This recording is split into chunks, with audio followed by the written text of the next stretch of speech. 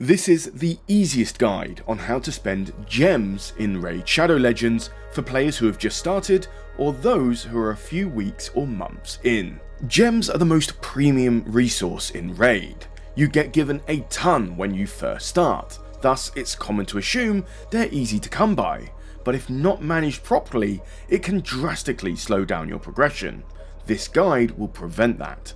So first off, if you haven't already, use our creator code here to create an account that gives you the legendary champion Kotaro Foxhunter immediately for free, along with tons of resources and champions as you level up. It seriously helps the channel if you do, and if you've just made an account without a creator code, seriously, go make a new account with the link provided now. So the first thing you want to spend gems on is without a doubt the gem mine. If you're going to play the game for the long term, it costs 500 gems to activate, and it will generate a gem every 4 hours 48 minutes. So if my math is correct, it will take exactly 100 days to recoup the cost. Level 2 costs the same but cuts that time down in half, earning a gem every 2 hours 24 minutes, meaning it will take 50 days to recoup that. And finally, level 3 for another 500 gems cuts that time down to 1 hour 36 minutes, meaning you recoup the gems within just 33 days.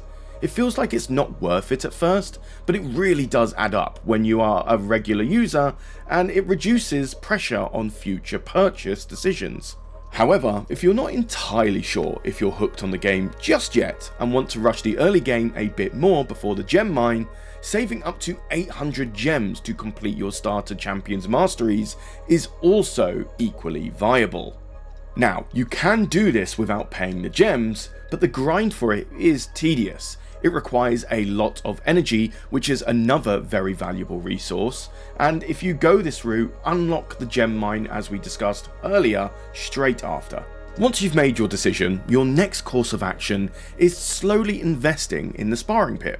Now, it does require you to be very active in the game to make it worthwhile, since AFK leveling requires you to manually activate each level upgrade.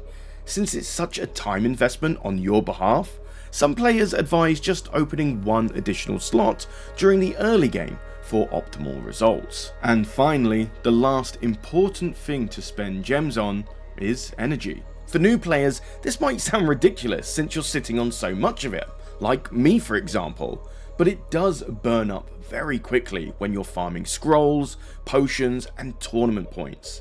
It's why some players recommend not collecting your energy refills and keeping them in your inventory for as long as possible, since you don't regenerate energy when you're over the cap. So because of this, the best thing to spend gems on is energy refills, found in the store here, and then the gem store here.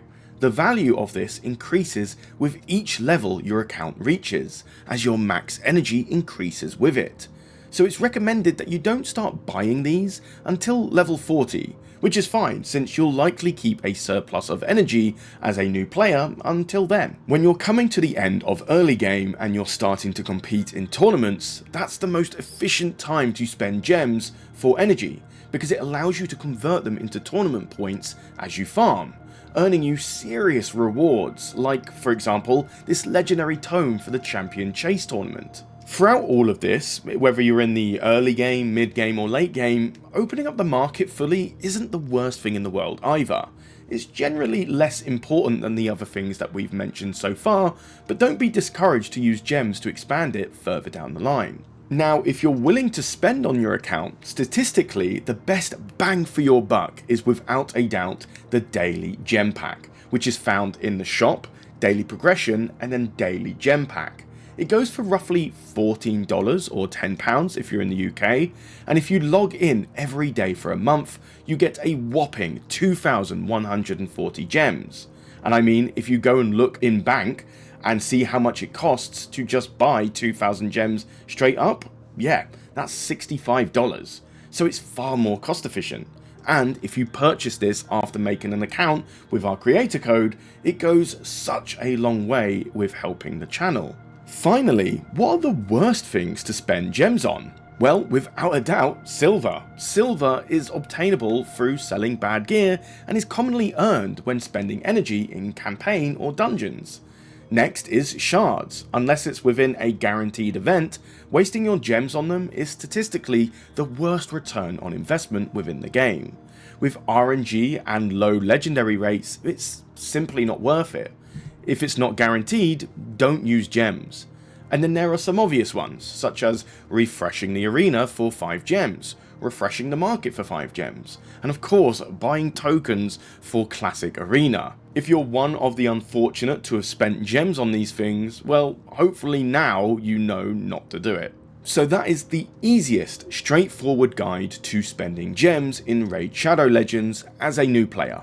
If you felt a little overwhelmed, don't panic, we have a super simple starter guide for those who want to learn the basics as fast as possible, and it should be appearing on the end screen now.